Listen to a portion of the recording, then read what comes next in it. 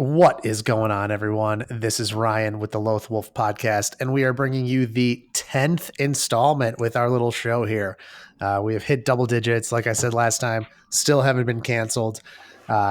Today, I am joined by Jim and Chris, and you guys, you listeners at home, are going to know that it is a high-quality show because Bob is not with us tonight. So, Jim and Chris, how are you guys doing? What is happening? It's a little refreshing not having Bob around, so I think we're doing pretty good. Yeah, I would tend to agree. Jim, how you doing, man? I know we're gonna get to your segment in a little bit here, so let's try to quell it a little bit. In general, how have you been? I mean, in life, good, and also very happy with the things we're going to talk about tonight. So overall, very pleased. Yeah, it's been awesome. So just as a little kind of general before we get into today's topics and discussions, we are trying still to get back to kind of a normal routine here. We've got a lot of life changes and stuff going on. So we're going to try to get back to that 1 to 2 week kind of rotation that we've been doing and get out some more content and all that stuff. I know I personally am going to try to put together some TTS videos just to get stuff on the channel. So keep a lookout for that. Let us know what you guys want to see, and we'll try to kind of gear our decks and our games and stuff like that towards what you guys want. Well, I guess, Ryan, that being said, congratulations to you and Jessica. Obviously. Thanks a lot, man. Yeah, hope all is going well. It is. Baby's doing real well. For those of you that don't know, my wife and I had our first baby. It is insane. She sleeps most of the time, but it's still crazy. I think I've been pooped on maybe, I don't know, like 6 times so far. So I feel like that's pretty good. And my average, your wife? My average is like 1 a day. Yeah. Either by both my wife and my baby. Right. So figuratively, your wife takes a dump on you. And then literally the baby's just like, let me follow that up with actual shit. I witnessed it. And the baby shit on me. Yeah, it is crazy. But yeah, it's been nuts. But yeah, we're going to try to get back to some normalcy. But so today. Yeah. Also, Ryan, if I can interrupt you, coincidentally, Casey had his second child like 2 days after my wife and I had ours. So it was nuts. So yeah, Brothers Dim member Casey, one of the founders, him and his wife welcomed their second daughter, and everything is going well there. So congratulations go out to him and his wife. But yeah, it is the season of babies.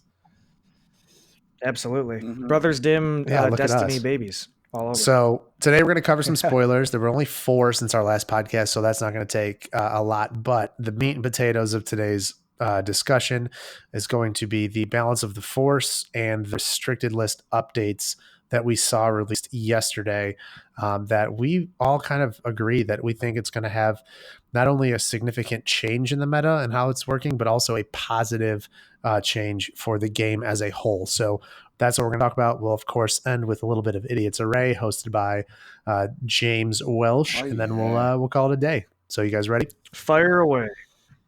All right. So the first 2 spoilers that we saw, both we had a yellow neutral and a yellow villain. One of them was a plot. We have the first neutral yellow plot that's not temporary truce. So temporary truce, I think, was the first 0 cost plot, if I'm not mistaken. Yeah. So this one's the second one, which is really interesting. And it is Coaxium Heist. So this is a 0 cost neutral yellow plot. It is a mission. Include only if you bring a set aside Pyke Sentinel to the game. So the Pyke Sentinel was also spoiled. He is a new character. He's a diceless guardian, 6 cost villain with 7 health, no dice, just character, guard, scoundrel, and he has the guardian ability. So basically what Coaxium Heist lets you do is give a Pyke Sentinel to your opponent. So you're actually giving them a character, and then you can take an action. If no opponent controls a Pyke Sentinel, set this plot aside, remove 4 of your dice, each showing a different symbol, and then you gain 10 resources. And that is a 0 cost plot. Ooh, so there's a lot of action there. There's a lot going on there. So I'm going to start with you, Chris. Initially, when this card was spoiled, I was kind of down, thinking that this was the trashiest plot that I've ever seen. Mm-hmm. And then my thought went to, this is potentially the most broken plot I've ever seen, and now I don't know where I stand. So what do you think about Coaxium Heist? We'll talk about Pyke Sentinel in a second. Sure. But this is interesting. What do you think? I think I'm kind of somewhere in the middle. It's just, I mean, 10 resources is definitely no joke, but just the amount of time you're, quote unquote, wasting killing the Pyke Sentinel and then needing to get the 4 dice showing different symbols in order to trigger it. By the time you get it off, is it possible you're just dead anyway? So that's kind of the thing, I guess, because you're going to need to waste quote unquote 7 damage on the Pyke. Granted, they might guardian your dice away in the process, but to do some damage to it itself. But think about maybe in the middle of round 2, maybe you do kill the Pyke, but then you can't get the 4 dice showing. Like, what if you don't get it off until like round 3 and you're just dead anyway? Yeah, I think So, 3. I think 3 is too late. yeah, that's what I'm saying. But like, if they can somehow keep you off of getting it, then like you're probably not doing much with the resources at that point in the game. Yeah, Jim, do you have anything? What do you think about Coaxium Heist? No, I kind of agree with what Chris said. It's definitely something that I think smarter people than us will find a way to utilize in a This is true. advantageous way to extremely advance their game plan, and then, like you said, potentially cause problems. But I don't want to jump to conclusions. I just think that it is really interesting and adds a really different dynamic to what a plot can bring to the table. So I guess we'll have to see how it plays out before we really decide if it's bad or if it's broken. Yeah. So my head goes to 2 places when I see this card, and it's not the traditional way. The first one, I think this might be the best potential Crime Lord card. This is the best card Crime Lord I think has ever gotten before. So 0 cost neutral. Yeah, you give them a Pyke Sentinel, but at the same time, if you're setting up Crime Lord, you're gonna kill it maybe within turn 2. You get the 10 resources, then you can potentially get 2 kills turn 2 with a Crime Lord special. Obviously, everything has to go right, but there is utility. I think Crime Lord cares a little bit less if you go to turn 3. But that's another thing. The place where I think it's going to see the most play is a mill deck. And the reason being is because there are cards that allow you to spot a plot in order to trigger them. So you don't necessarily care about giving them a guardian if you're running, for instance, I don't know, Yoda something yellow. You know what I'm saying? 0 cost. Yeah. So you're not wasting points on mill characters. You're just gaining a plot. And then you can play other cards in your deck that say, hey, spot a plot to mill 2, or spot a plot to do this, spot a plot to remove a die. So I think those are going to be the 2 decks that we see this kind of shine the most. Not necessarily. That's a pretty cool thought, Ryan. I never really thought about that. Just like you said, in a mill deck where it doesn't matter, you just get the plot thing. Right. It just gives you another thing. Like, you're never trying to do the action. You're just literally having it for the plot itself. I think 0 cost is a dangerous design space. Yeah, I think that's probably why it's doesn't look super great on the surface because of the 0. But I will say with the Death Star stuff and then with this Coaxium heist, it is cool. These mission plot cards are definitely a cool design. Just kind of like a little side game. That's the game within the game. I appreciate cool. that. I thought Jim was going to be a little bit more on board because he likes that. Well, stuff. I mean, I'm not on board. I do like the game within the game, but I'm waiting. I'll wait and see. I don't feel strongly or strong against. So I'm lurking in the shadows. He's lurking in the shadows, dude. All right. Do we feel that the Pyke Sentinel is going to break the meta in any way, shape, or form? I think he's pretty good. I don't know about breaking the format per se, but I think that's a lot of value built in for 6 points there. Yeah, like a yellow 6 cost is like, get that splash. It's not terrible. Yeah, I mean, we've seen how in certain decks how just adding a battle droid to get access to red and then just have a jobber character out there is worth 6 points. And arguably, I think an extra health with Guardian for a couple rounds is potentially almost even better, depending on the deck. I don't have any combinations off the top of my head, but I saw like Elite Palpatine and 2 of these guys. yeah, I mean that's like, granted you're missing the dice, but you just get to survive for so much longer because you just have these guys taking away dice, and that's really really strong. Yeah, it'll go to be set. Like, is it better to have Elite Watto, or Right. is 2 of these guys, are they just better? I mean, Yeah, you're adding health. I mean, you're getting what, 5 more or 4 more? Yeah, 5 for more sure. health than Watto. Yeah, It'll be something else interesting. that Bob actually, me and Bob were talking Mhm. about was you know how right now the yellow Darth Vader Terror to Behold deck has Greedo in it. Yeah, So we were thinking about Darth Vader, and then you swap out Greedo for the Pyke, and then you get to run Retribution also. yeah, But that could be that. I mean, that could be a thing too.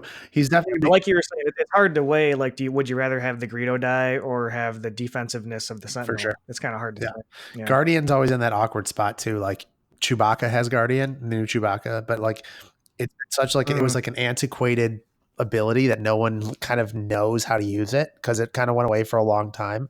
So it's like one of those weird yeah, things that like you have to retrain yourself to like start like realizing, and like I don't know, the sequencing I guess is just something that people have to practice because it's for not as sure. easy as it seems. Maybe for the Pyke, it's a little more obvious to use it because you don't feel bad if he dies. Right, that's his Like soul. if you That's his have a sole character that's job. Guardian with right, like if you have a character that's Guardian with a die, you kind of feel bad doing it, if that makes sense. So maybe you kind of like you forget about it or whatever, or don't want to use it. Right. All right. So moving on. So I think those Yep. were Golden Dice spoilers. Then the next ones, they were the Dice Commando spoilers. So we have 2. We have a character and a villain event. So we're going to start out with the villain event because I think the character is potentially busted. We have Warning Shot, villain 1 cost event. Choose an opponent's die and remove it unless they give you 1 resource. Jim, what do you think about Warning Shot? Choose an opponent's die. And remove it unless they give you 1 resource.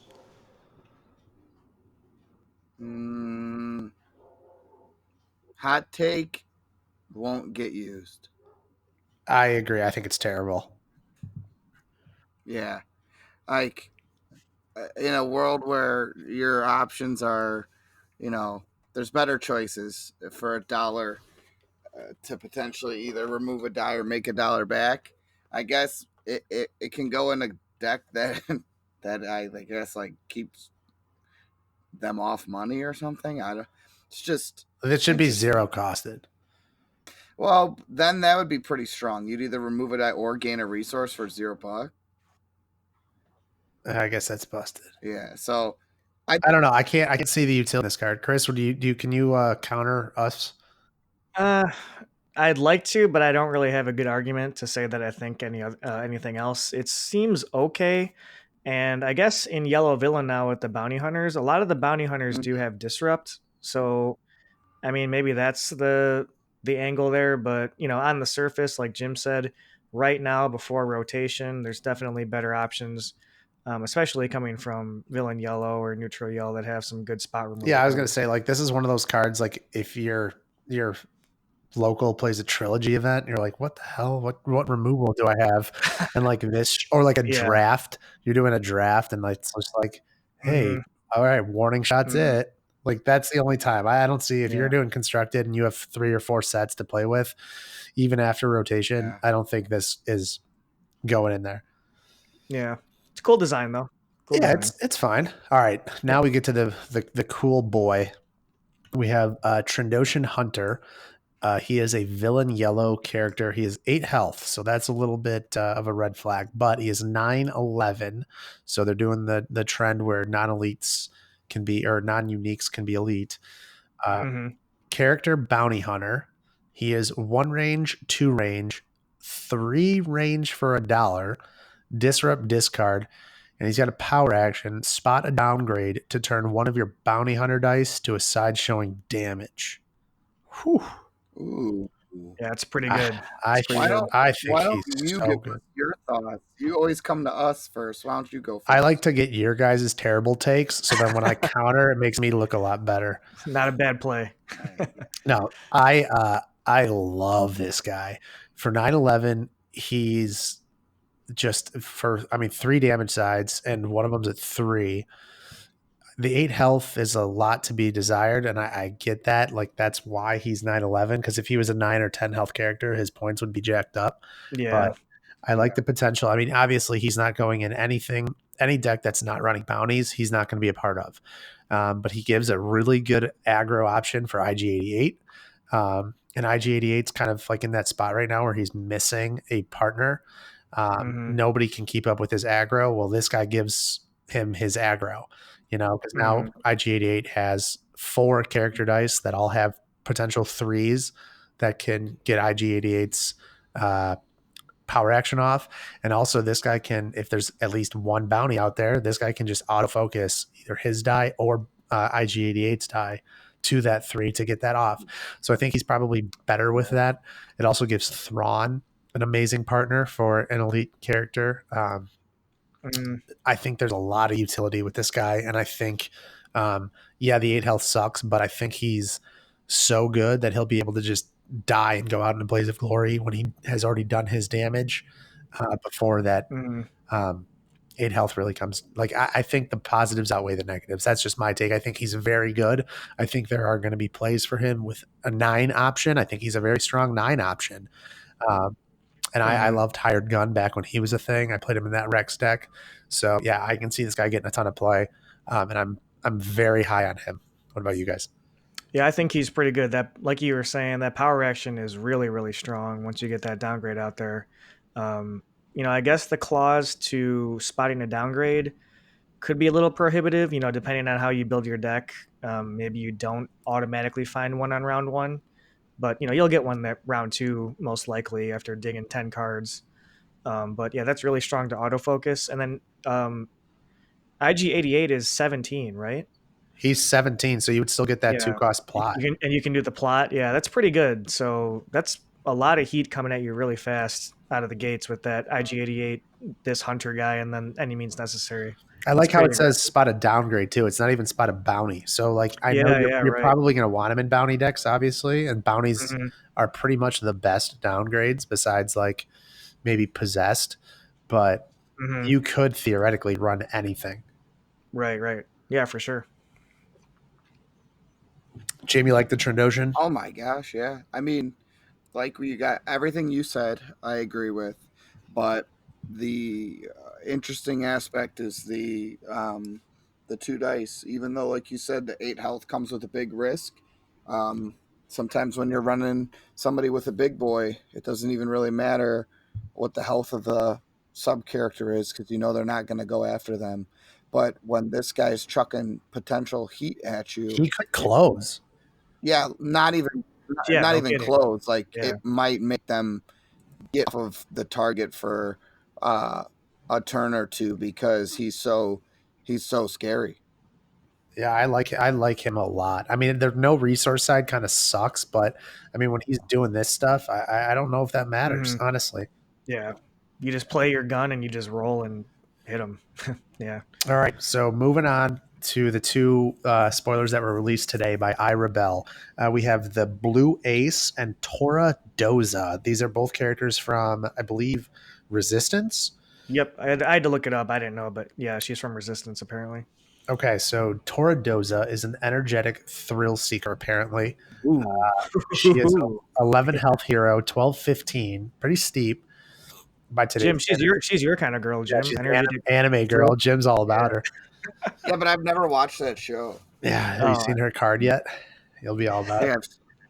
All right, so she's got a 2 range, a 2 indirect, a 1 disrupt, a 1 shield, 1 resource. She does have piloting. She's a character pilot. Piloting, again, after you activate this character, you may activate one of your vehicles. This character is piloting it. And fun fact for those of you at home, characters can start piloting an exhausted vehicle. So you don't have to activate the vehicle in order to be considered the pilot of the vehicle.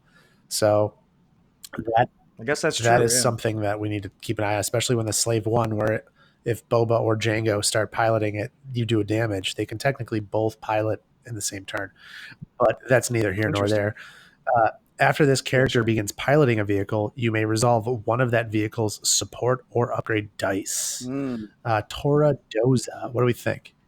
She seems pretty generic, but definitely pretty cool. I think it kind of just goes back to when they introduce new mechanics. They kind of have things like this where it's just kind of vanilla, but really relates to the mechanic itself. You know, I mean, besides action, she doesn't really do anything.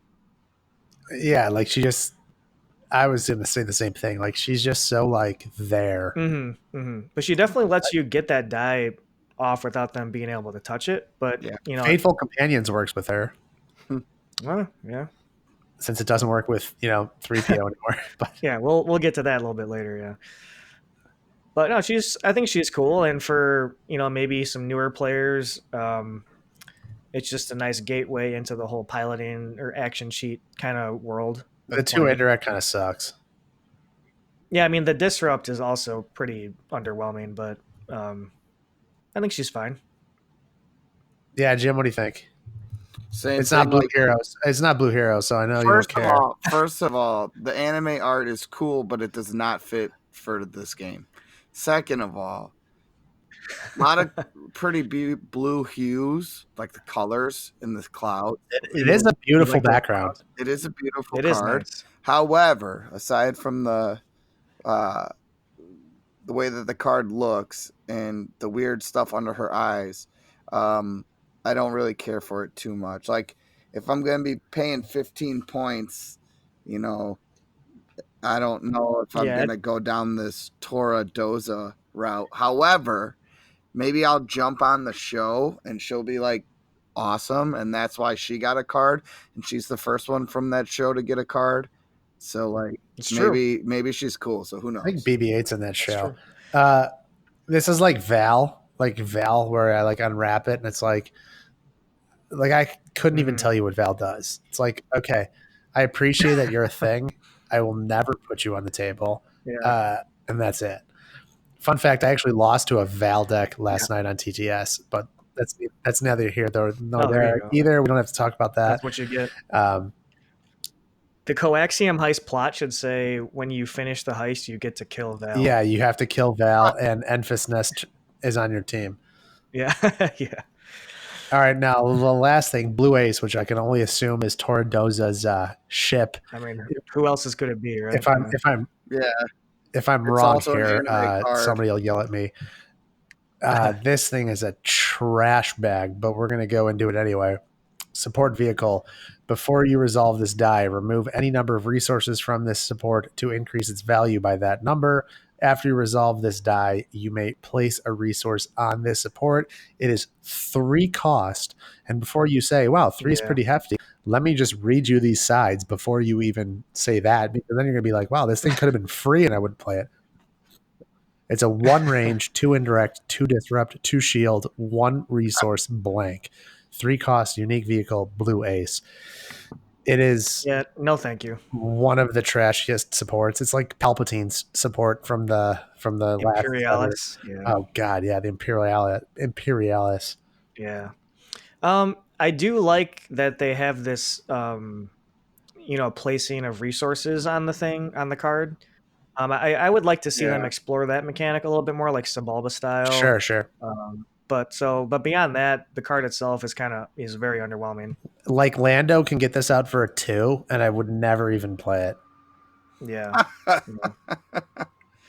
No kidding, right? I mean, Jim, do you have any thoughts? I mean, are you the 2 shield side is probably the best side?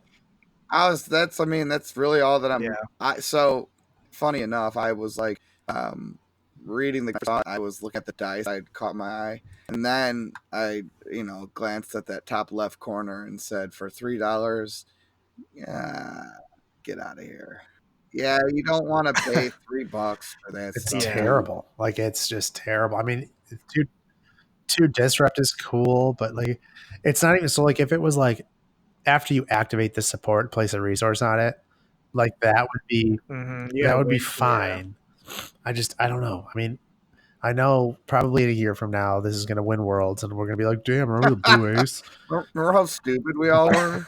I just, Yeah. I just don't No, see there's it. I no think it's way. There's terrible no for way. 3. Well, regardless of maybe these cards not being the best, it is cool that they're bringing in resistance. Why not? Mhm. So For sure, yeah. Like it's a new domain to explore, and I like that. yeah, I don't know. I'm not familiar with Resistance. I know it's on the Disney Plus, so same, I'm gonna have to same. check that out. I'm finishing up Rebels, but I'll check out Resistance eventually. But yeah, not sold on these cards like I was with Trandoshan or even the For Pyke. sure, for sure. All right, so Yep. into the big part of the argument, or not argument, but discussion here.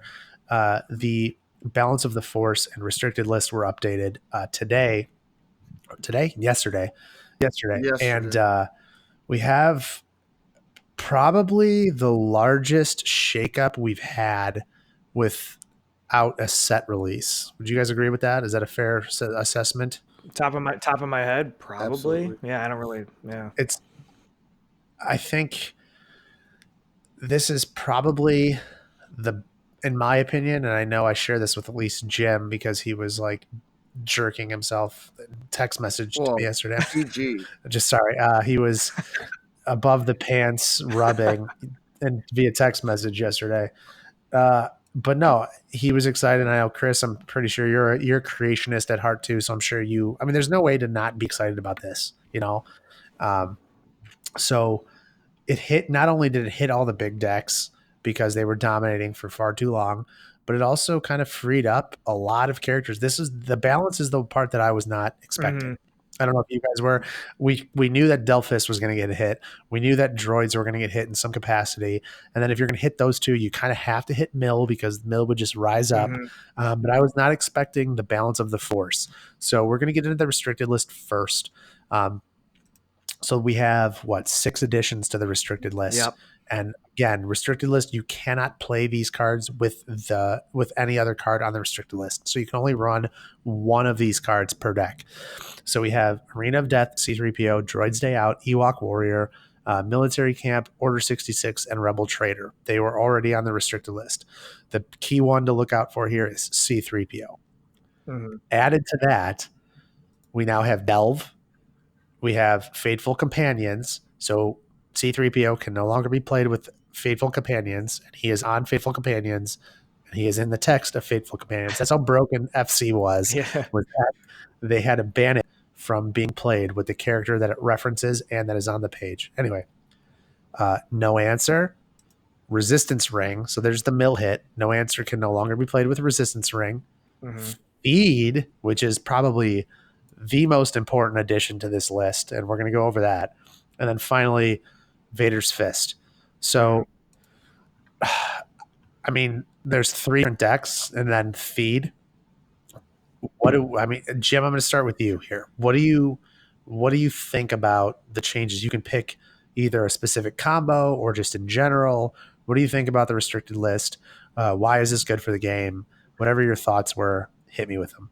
Okay, so let's start with an easy one. Let's go with Delve Fist. Okay, so um, to not be able to include those 2 cards in the same deck is extremely beneficial to a meta that was either Delve Fist villain ran, and when you're deck building, and we kind of touched on this just a little while ago, Ryan and I did. When you're deck building and you have these options, you say to yourself, well, why wouldn't I include this combination when it's overbearingly strong?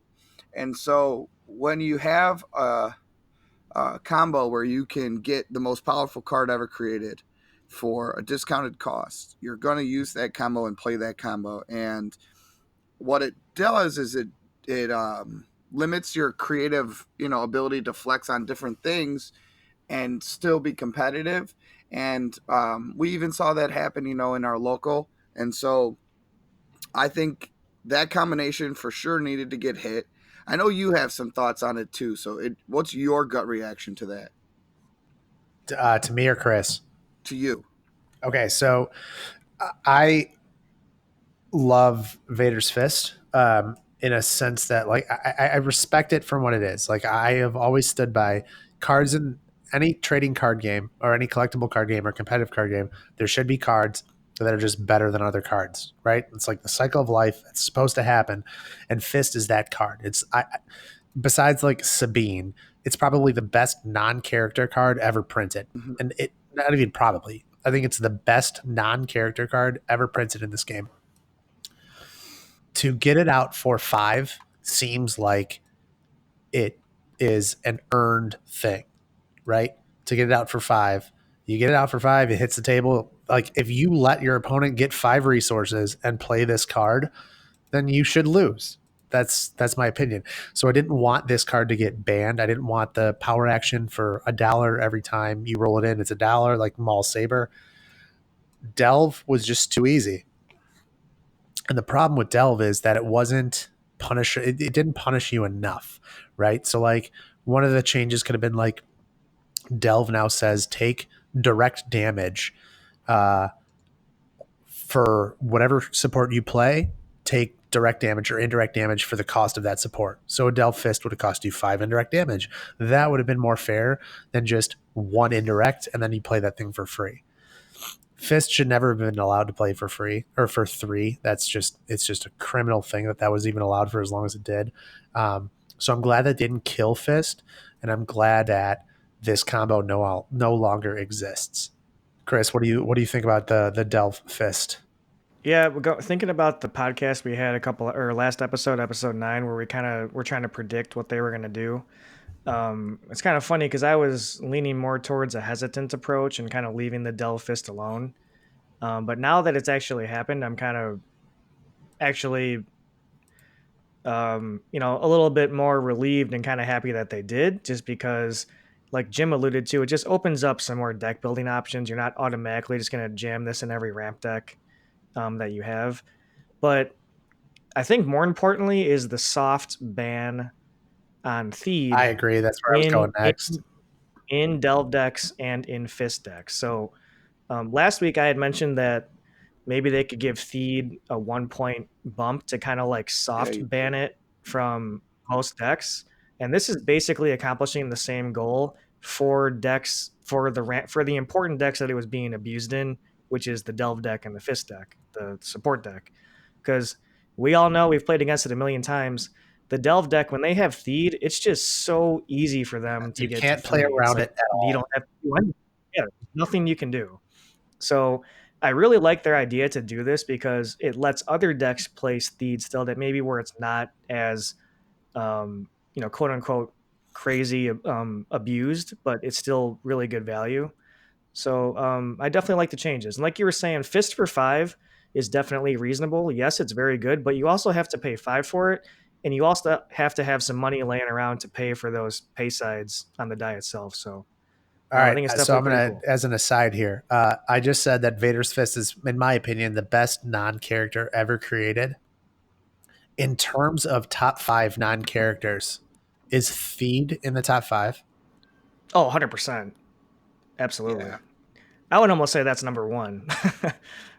Like Possibly. it's probably the most used and potentially the widest represented card since its release. It's been Mhm. it's been changed once and added to a restricted list, so it's been touched twice. So it's interesting.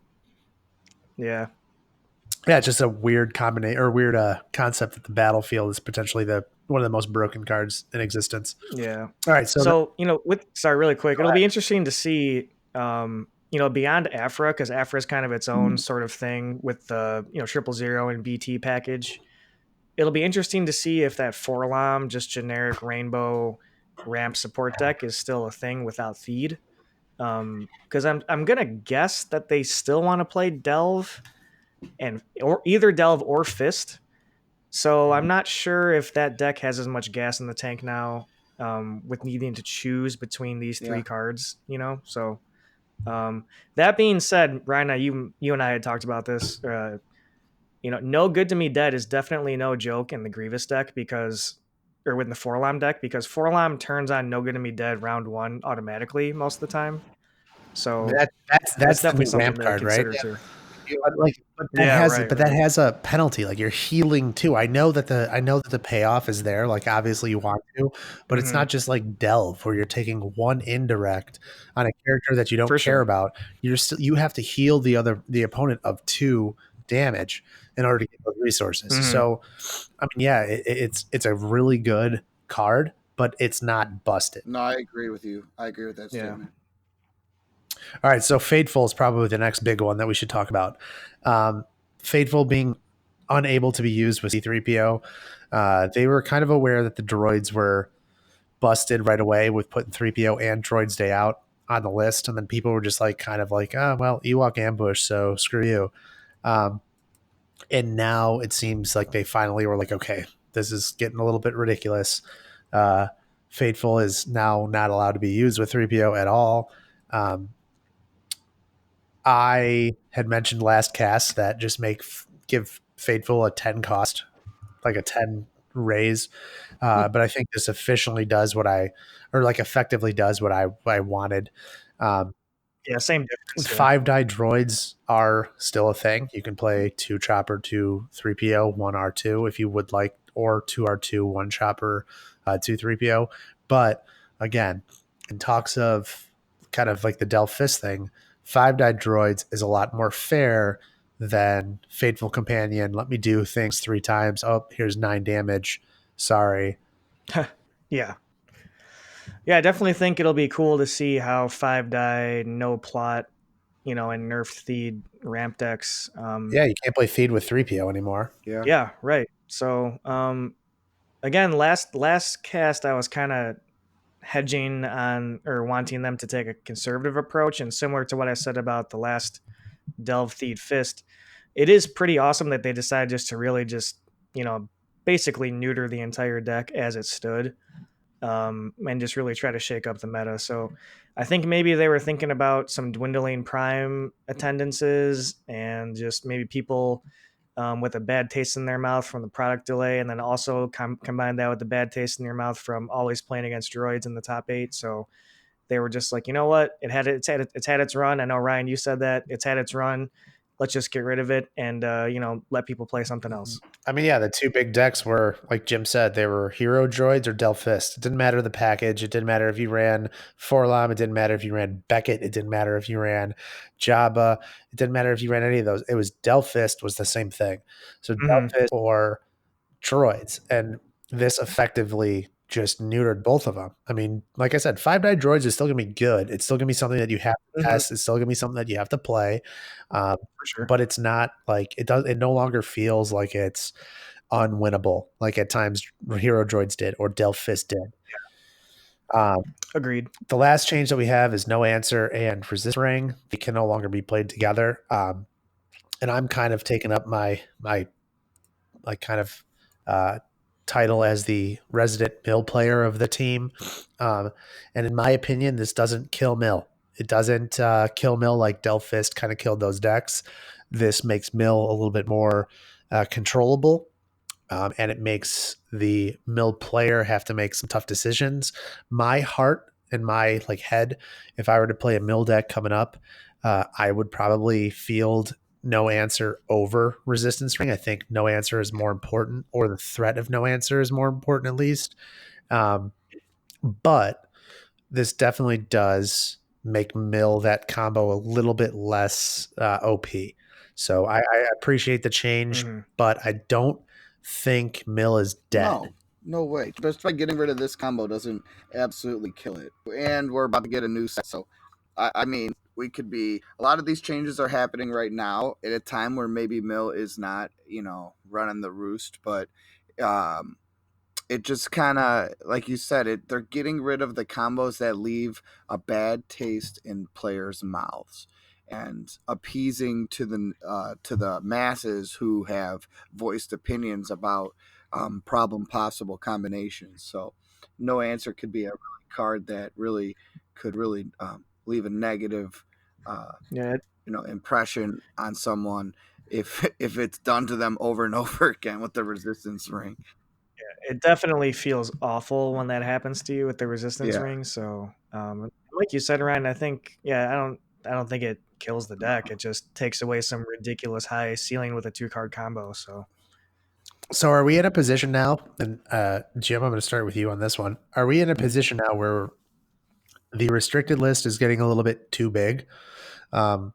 I know I appreciate the restricted list and they're trying to hit combos, but like, let's say I wanted to play a feat or a Vader's Fist in my Droid's Day Out deck, which is impossible, but I'm just saying it, or like a Resistance Ring in my Arena of Death deck. Like, are we getting to the point now where we need to have like groupings?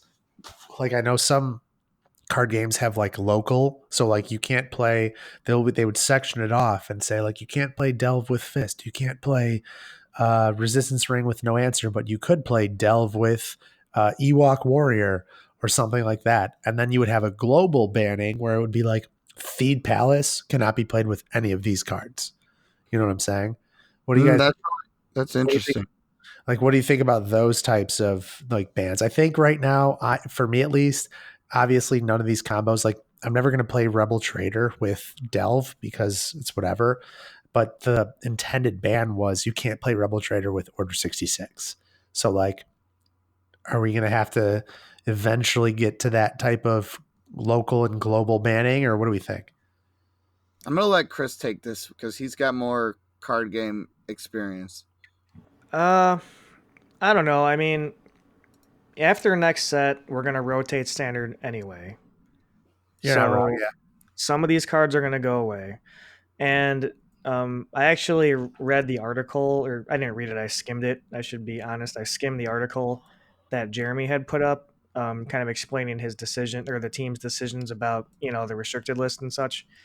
And I think they want to just keep it as one list because on the surface, that's the least confusing thing that they can do. That's probably true. For newer people. He also mentioned in the article that they want to use errata as an absolute last resort. So kind of like how you were saying, changing the wording on Delve. He said they don't want to do that at all. And if they have an option to use the restricted list or a balance of the force, they're going to do that first. So I can respect what he's saying. And to your point about separating the restricted list, I think maybe that could come into play in like an infinite format. That could be pretty useful. But as far as standard, I think once it goes back down to like whatever the convergence block cards are, there's only going to be, let's see, C3PO, five cards come off the restricted list. Yeah, so once that happens, it's going to be, a lot more easy to digest. That's a good point. Yeah. All right, so I do like the errata as a last like resort, just because I think it's like not beneficial for newer players. So I do respect that kind of mindset that he has going into it. But moving on, we're going to go to the balance of the force, and this, I think, Jimbo, you have waited 40 minutes. We can get you, or we can unleash you a little bit here. We have several characters that were reduced. A lot of them are from the Legacies. Actually, all of them are from the Legacies block. So I like how they kind of dipped their toe in the water and said, okay, we're going to kind of reduce all of these characters. And then in 2 sets, they're rotating anyway. It's kind of like, for me, it's like, hey, if this works out really well, now we can do that going forward. So I'm not going to go into the specifics yet. We'll talk about a few of these, or we'll touch up on a few of these. But the characters that got reductions are Bib Fortuna, Bo-Katan Kryze, Finn, General Grievous. This is big General Grievous. Jabba 2, Callus, Kit Fisto, Maul, Palpatine 2, Qui-Gon, Rex, and Zeb. Some of these are pretty significant. There are a few that I look at that and I'm just like, I don't know if that's going to matter much. But I would say the vast majority of these could be significant, but at least give you an opportunity to finally explore deck building options with these characters. So, Jim, we know who you're excited for. So I'm going to start with Chris. Chris, give me 2 characters out of this list. explain the changes that went through. Why are you excited for them, and all Sure. that? Go ahead, pick two. So as a whole, I think it is pretty awesome that they targeted a ton of legendaries from the block. Like Zeb, Rex, Qui-Gon, Maul, Grievous, and Finn are all legendaries that have basically seen Yep. no play for the most part. So, like you said, it's really cool they're at least giving them a chance. But for me, I think, just in general, they're all pretty reasonable decreases. I think maybe one of the most exciting ones is probably Callus for me. And then beyond that, I do like all the other characters, but Callus is someone I did play. Did you guys remember back when Legacies first came out? Fair Game had a trilogy tournament I don't know if I played way in back those when. at that time. Oh, actually, wait, no, actually, I did Okay, play yeah, in that. I do remember that. dude, it was crazy because we had like 25 people or something. Like it was insane at that time. Like it was like so hot at that. Like Did Callus used to be? He used to be 14, 17? he's 14, 18. So Yeah. at Oh, that shoot. tournament, I played Callus Talzin. And so, granted, Callus, or it's a trilogy tournament, but his power action with the soft focus, kind of like the Trandoshan Would they bring him down Hunter. to I mean, 15? that's a really strong ability. So, technically on That's his die, he awesome. kind of shows like 2 2s and 2 3s. He's Does that make sense? also leader trooper. Oh yeah, they had that errata too. Yeah, That's a big deal. yeah. So for him to now be able to go into Mhm. a middle, I think that he definitely has some potential just to be very very solid in a middle. I mean, he's got 4 So damage size, and what his fifth is a resource, right? yep, yep, That's yeah, yep, 12, 15, 15. yep. I mean, that's a So yeah, big change. yeah. So he's pretty cool. I like that. But beyond that, I haven't really had too much experience with these other characters. I do like that they're giving Big Palpatine, Darth Sidious, a chance to lower him down a little bit, and Tickle Me Jabba, renowned gangster. Tickle me, Jabba. Look at his face! Oh my I gosh, mean, he's got like a smoke in his right hand. He's got Bib Fortuna over his left shoulder. It's just, Palpatine, Big Palp though, he like didn't deserve to be in the 20 banger with like if you see who's like the 20 squad now, it's like him and Bo-Katan. yeah, Like look at who's in the yeah, 20s now, and it's like Vader, Maul that can just kill everybody, and it's like Palpatine who doesn't do mhm. anything. Yeah, who doesn't do anything? Yeah, but I think I think it's all pretty cool, and also it's kind of in the same camp as Palpatine is Oh, big Big Grievous, the fearsome B cyborg. double Yeah, G. yeah, Double G himself. So, first thing that I did was I did Double G, fearsome cyborg, Sentinel messenger, and Send built it. to last because that's Send it, 30 baby. now. So it just like we just mentioned, opens up a ton of options. So, Jim, I think we know what itch you're looking to Yep, scratch so I'm here. gonna interrupt and I'm gonna tell you mine before we get to Jimbo. Sounds Uh, fair. my two, I'm gonna go with Rex because I love Rex, and He's your guy, dude.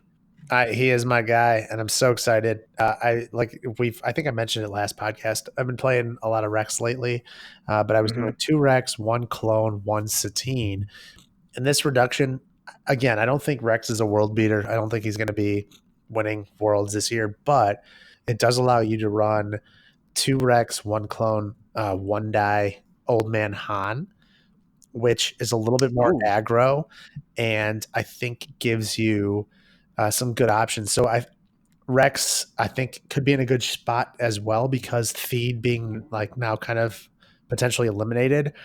What battlefields are going to be ran everywhere? I see like Salt Flats and probably Bendu's kind of being everywhere, yeah, and so yeah. Rex kind of nullifies the Bendu effect, which is Hmm. really strong. You just turn it off. You just turn it off every round, basically. Exactly. Yeah. And so I'm Mhm. pretty excited now. I still have my Rex deck built. I was excited about it, so I'm going to change it a little bit. So yeah, anything that they to help out my boy Rex is a big thing. And then lastly, or the next guy I say that I'm excited about is Finn. Um, and I have to admit, I didn't Yeah. know what Finn did. Had no idea what his sides were. I know I have a couple of Finn just lying around, but he was never a character that I kind of wanted to build around. Hmm. But being 14, he gives you a lot of options, and now it's like I was looking at like a Finn Cassian deck or like a Finn. What was the other one that I posted? I forgot who I even posted it with. Wasn't it an AR deck or something? AR? No, it was Han Yes, Solo like so, Independent like Hotshot. neutral Han and Finn, like just like cards like Yeah. like character Mhm. pairings like that. Like he is pretty good. I mean, he's got 3 damage sides plus that special, which is definitely relevant. So it Yeah, it's opens cool. up some deck building options, and I think that special is something that no one has seen. So it's interesting to play around. So yeah, Finn and definitely Rex are the two that I am most excited to play around. So Jim, the floor is yours, good sir. Side note, really quick. Mena uses that fin. I've like seen him use that fin like multiple times. I don't even know. Yeah, I played a I've couple never of even seen that die hit the table. The one deck I had built for Jank Times was Finn Rose is 27, and then AR to get a crate speeder, and you can just remove the damage off it over and over Oh, yeah. again. the love child, Finn Rose. But Love that deck child. that deck was pretty bad. Okay, so I just want to preface this by saying, their ability to recognize and go back and make changes to these characters shows growth in their ability to adapt to the needs of their own game. So I've always been sad when looking through the binder and seeing these point costs of characters that when they were made were thought to be considered a certain, power level, and then retroactively never get play because of how weak they ended up being. So for them to continue to lower point costs of characters that they have already made shows that they do want to open up some creative new pathways for people to involve characters that they made. I mean, it probably takes a lot of effort to make a character, and if you got the point value wrong, you get the point value wrong because you think one thing and they end up being something different, or a power creep later on. 3/3 elves, Yeah, power creep makes something irrelevant. That would stink because I'm sure they spend a lot of time developing these characters, and so I like that they're going back and adjusting point values. I'm almost a fan of stop printing point values and come out with an app or something, which we know is not going to happen. But that's like the dream world where they can adjust things as they feel. But I'll just touch base really quick. And obviously, I'm excited that Qui-Gon is down a point to 17. It seems like he was built to be played with Yoda. And when he came out and you looked at your cards and you said to yourself, I can't play him with Yoda, you seem to be like, what? That's really weird. Does it feel bad? Yeah. Yeah, like he's a character that's driven from shields, and you can't play him with the other blue hero that generates shields. So that was a feel bad. So they're starting to synergize, as we've said in our other podcasts, different factions, troopers and scoundrels.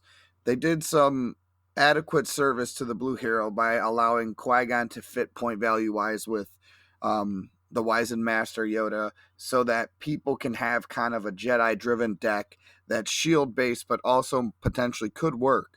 And I'm excited about him, obviously. I'm excited about Bo-Katan just because anytime there's a dice that has three damage sides and not one of those sides is lower than a 2 and she has 12 health, I'm sure there's some type of 12-point partner. What is her special? So her special says deal 2 damage to a character or 3 instead if you spot a villain upgrade. I mean, that's pretty good. So she has a 3 range, a 2 melee, and then that special that I just read. So technically, if you were to throw down even just an armor plate for a turn or whatever, a villain yellow upgrade, because you can include them in your deck, skilled tracker or something, pulse cannon, whatever you put on her, it really turns her die sides to pretty lethal. So I know I said this off the top of my head. I said R2 and Obi-Wan was having success, and it was mono blue when R2 could focus Bo-Katan's first die side to a 3, and you kind of open up the yellow-blue combination. Or yeah, so that's interesting because then you're non-mono. Nice. And yeah.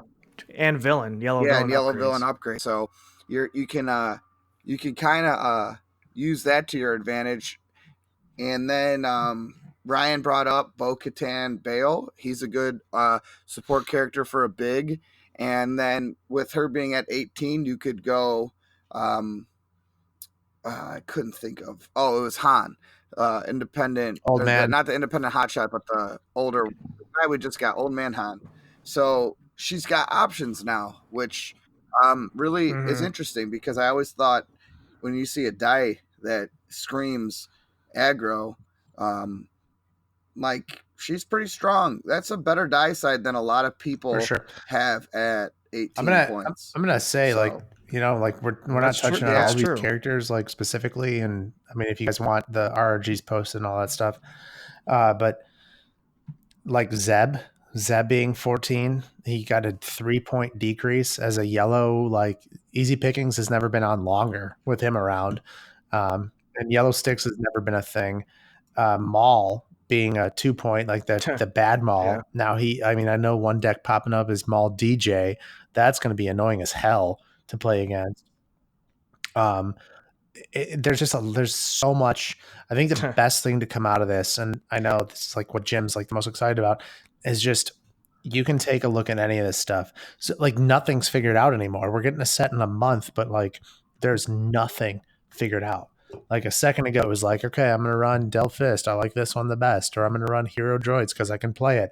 And now it's like, not only do you have the cards now to figure out, now you have all these cards that are now retroactively better.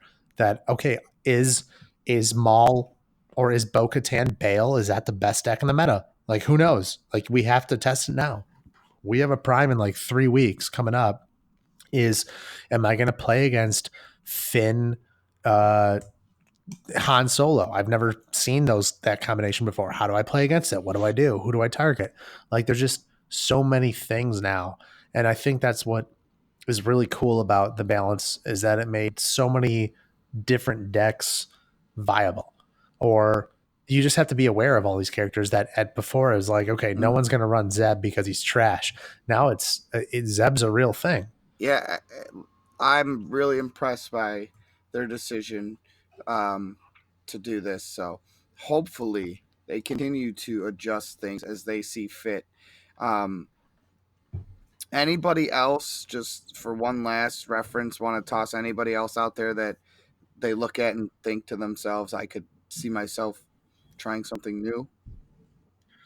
I mean, to go with Chris, like I don't like Kid Fisto. I don't like Big Palpatine. Jabba seems cute. I probably won't build around Bo-Katan. Bib goes with Thrawn, so Thrawn has an elite partner if you want to go with him right away. I don't know if it's good, but who knows? I really like Callus. 12-15 for a leader trooper like Callus it seems pretty strong. Yeah. Zeb is really good. I think Rex could be really good. Big Grievous is definitely something that you have to be aware of now at 18. And I think Maul, like just going down the list, I think Maul he probably got the most help because I think it was always a character that's like screaming to be used. Yeah, but he only has 2 damage sides.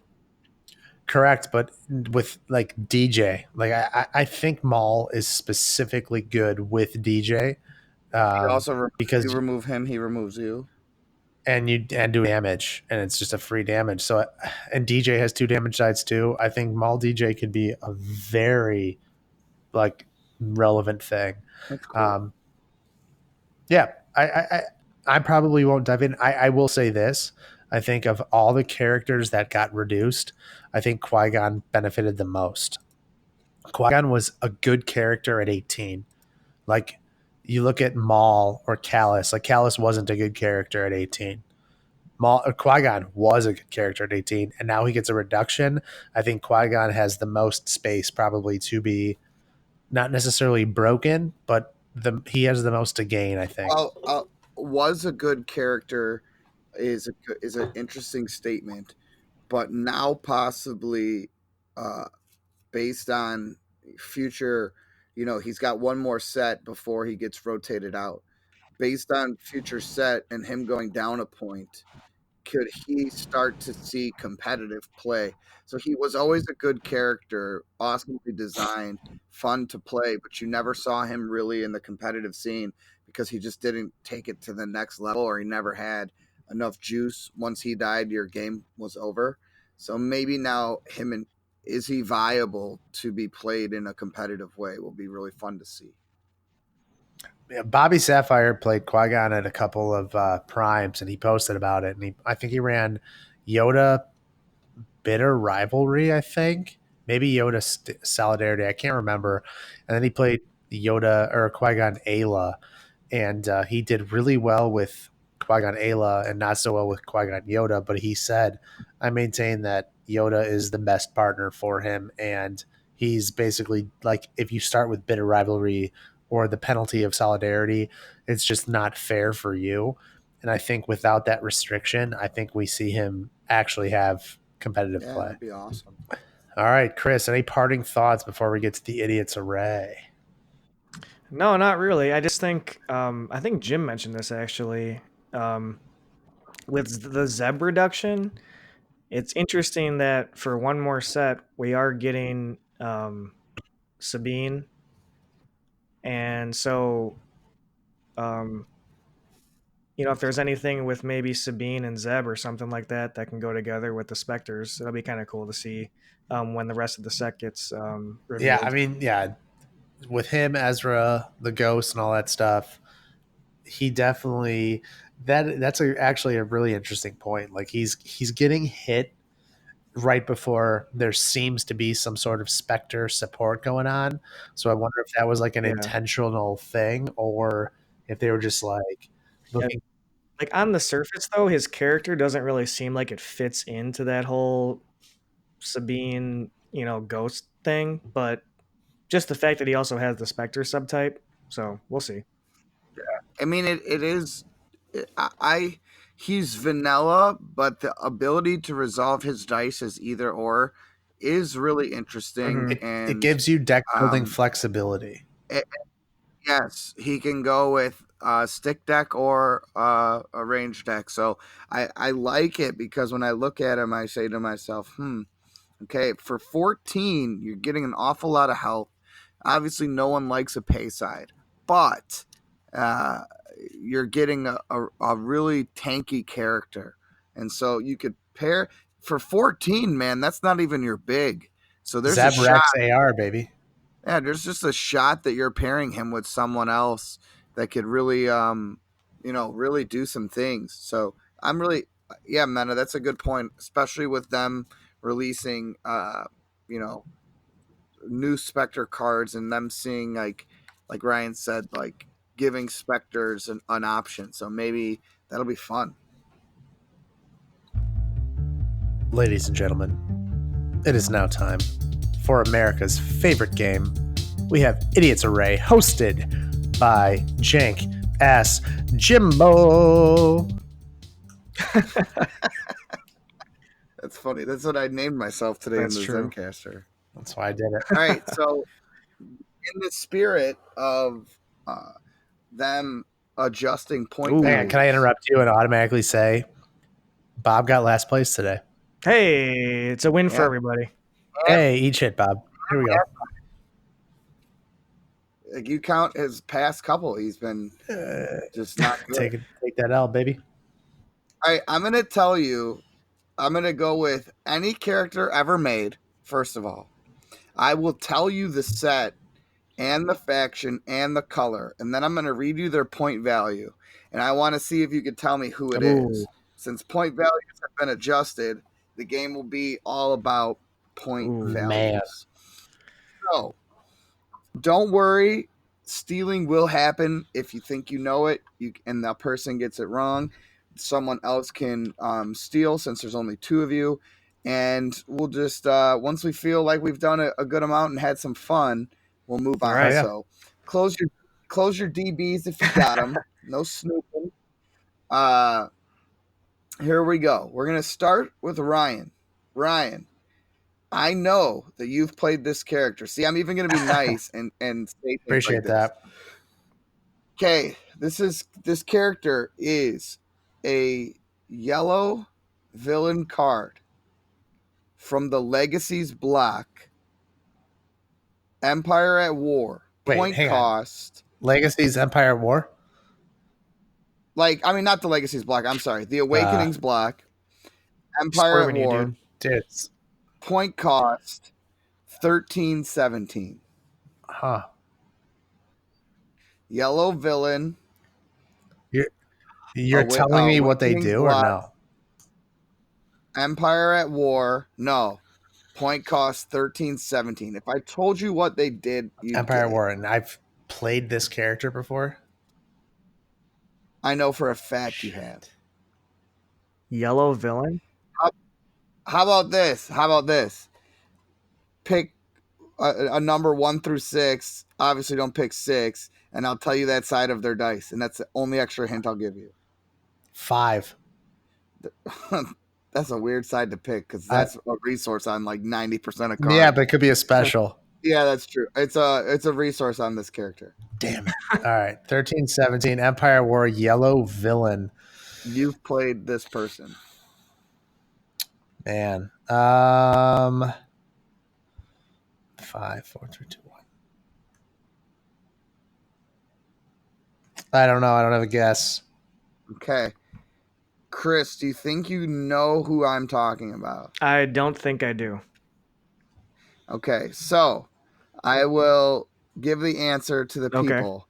I'll pick easier ones than this. I'm sorry. That was Cad Bane. Oh wow! Oh no! Oh wow! I should have said 2. Oh wow! Oh, the 3 for 1. Yeah, I would have known. Cad. Wow! It's so obvious now when you say it, right? I did him so dirty. Yeah. That I was love your man. Cad. Respect it to your boy. That was your man. I love That was good. Cad. Yeah. Okay. My turn. All right. Yes, Chris gets the first option here. Okay. Chris. All right. This is we'll go old school All right. again. Just fun, and then we'll I like the old ones. Yeah, I know you're a big fan of the deep That's cuts. right. B-sides. Yeah. So we'll go with the deep cut first, and then we'll ease you into All right. you guys into the geez, what am I thinking? The new stuff. Okay, so this character is a red hero from the Spirit of Rebellion set, so the Awakening block. Point cost 11-14. You can pick a die side. Spirit of Rebellion 11-14. I'm gonna go with the top side. What's the top side? Number 1. 1 focus. I want to say Mon Mothma. That was my guess. That was my guess too. You're a nerd. Yeah, I would have said Mothma. Really? So, Chris, you get a point for Mothma. Yes. On the board. Wow. You know what? That's interesting because I've never actually used her, and so I would not have gotten that one had I been in this game. She's not good, but she did get errated in Infinite to like 11 or something, or 12. I think at one point in time, the old heads will talk to us at the store sometimes. I think at one point in time she was like Steve Calamino used to run Mon Mothma Leia all the time. Yeah, that's like they used to talk about that. The old heads would be like, back in Awakening. Chamoon still talks about it. He'll be like, back in Awakenings. Yeah, no doubt. So, yeah. All right, Ryan. Let's give you one from the current block. But I'll make it a harder one. All right. That's tough. All right, here we go. Legacies block, Legacies card. Hero yellow. Point cost 12-16. You can pick a die side, Rye. Give me the 2. 3 indirect. Oh. Hero yellow? Yes. 12-16. Legacies card. Legacies block. Die side number 2 is 3 indirect.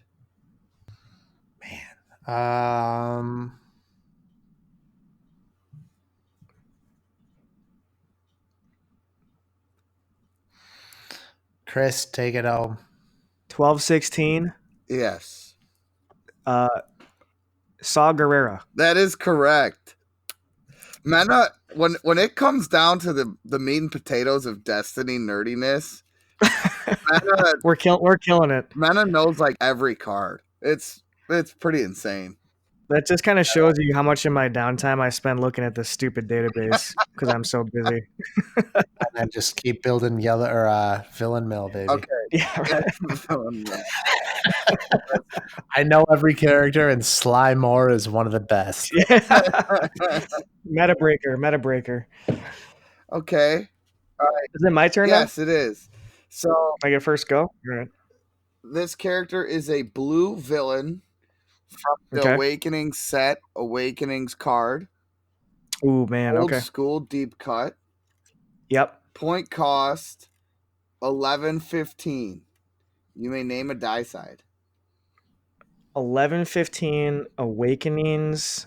I want to say let's go 5 The side. 5 side is a 1 resource. Oh.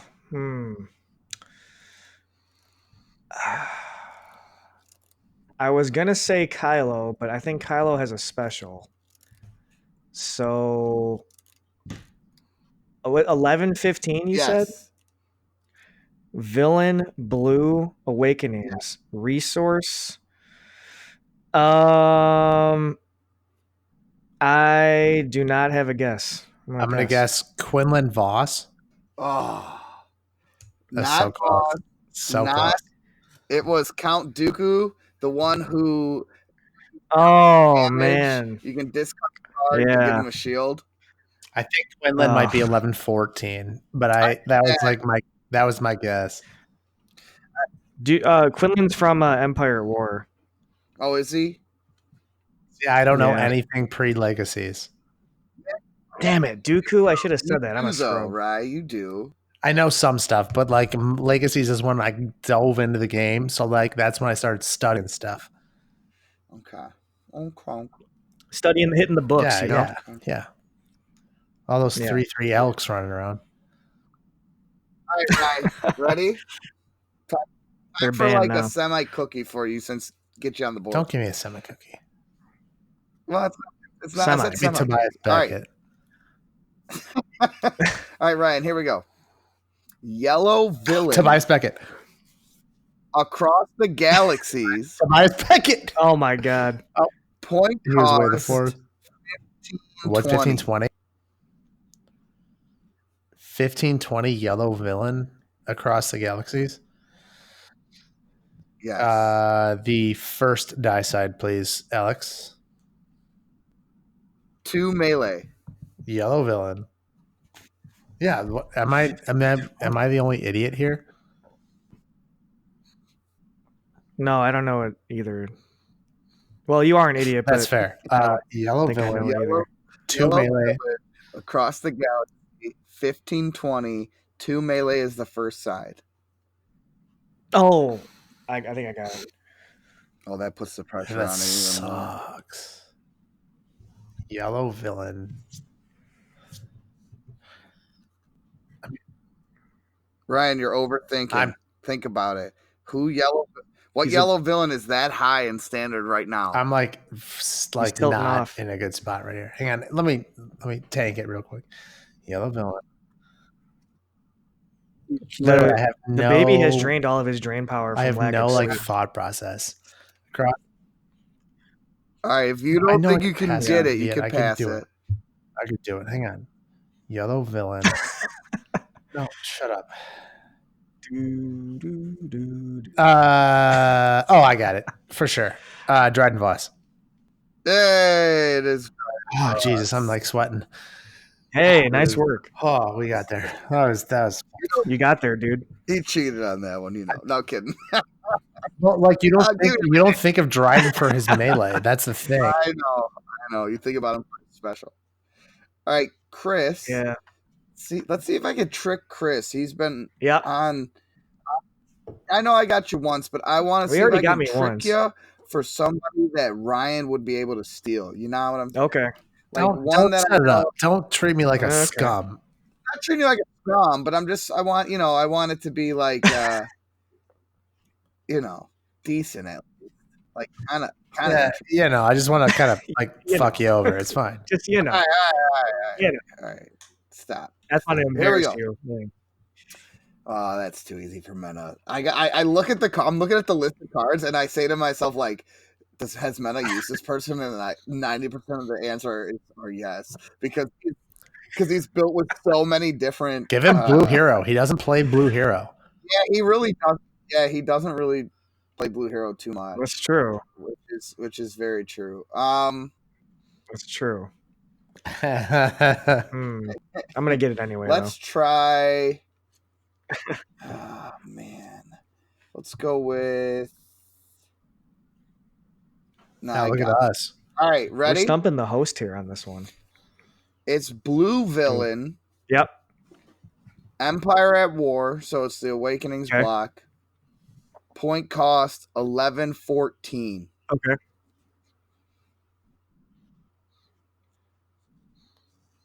Okay. If you want.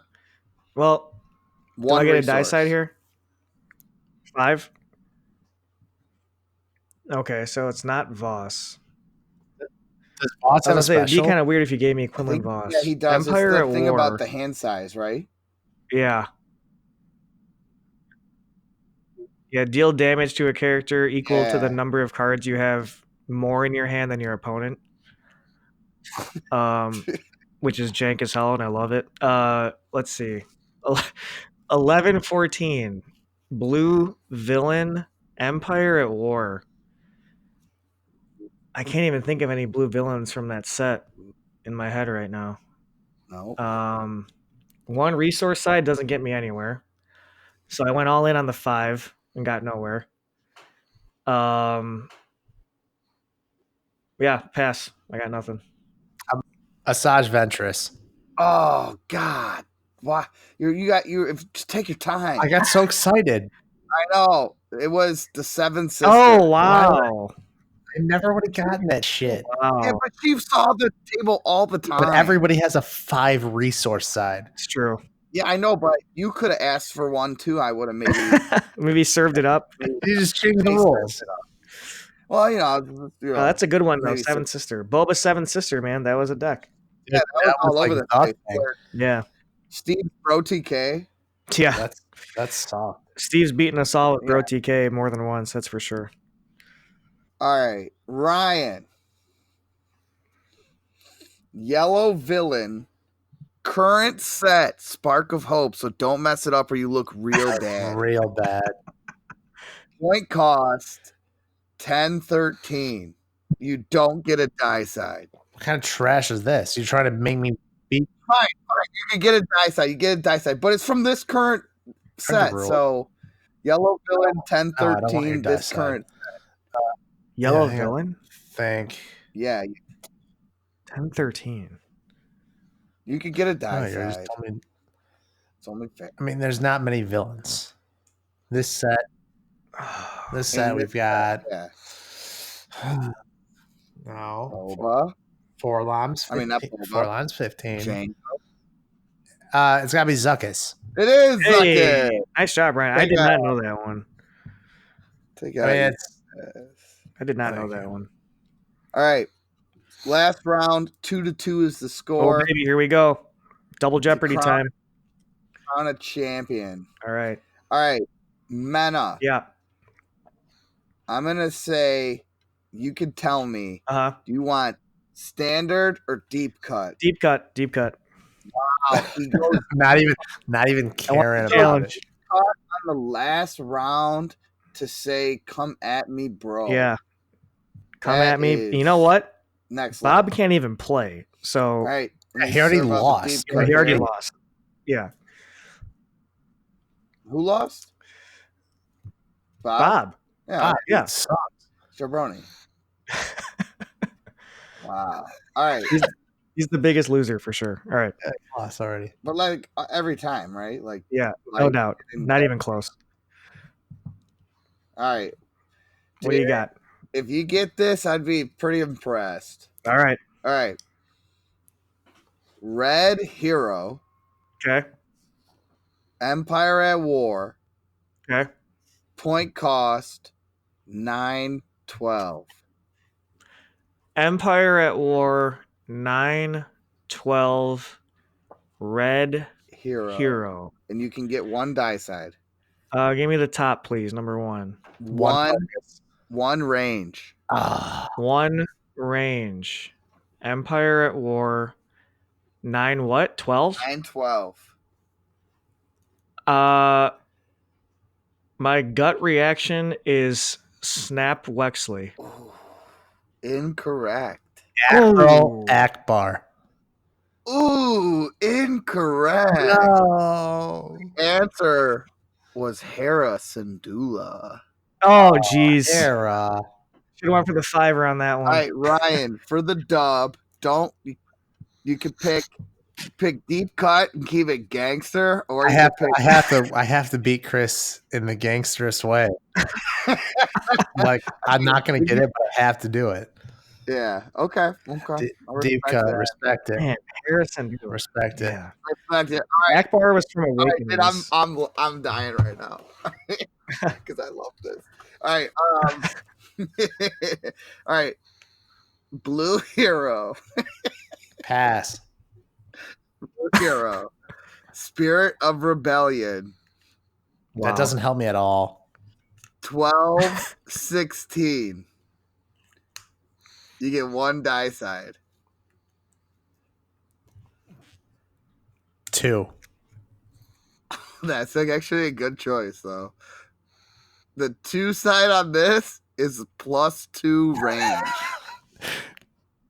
Oh my god! I think I know. It is true. It is. Wow. It is true. It is true. He's 16 points. It's true.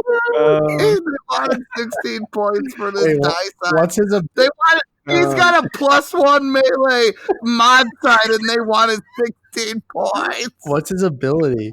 That's respectful. His card reads: you cannot play blue abilities on this character. After you activate this character, you may reroll all of your dice showing blanks. I mean, the reroll your blanks is kind of nice. It's terrible. For 6, he should be 911. For 16 and 2 modifier side with mixed damage. Oh my god! He should be 7 points. Elite. Yeah. He's worse than Jar Jar. Mena, would you have been able to steal that had it come to you? Yeah, with the +2 I did. Before that, I had no idea. Yeah. So Ryan squeaks one out on a deep cut over the Mena God. So yeah, good game. Good game. I just remember on my bachelor party, Jim played a Chirrut deck, and I beat the shit out of him, and he got really upset that he couldn't understand why he was losing.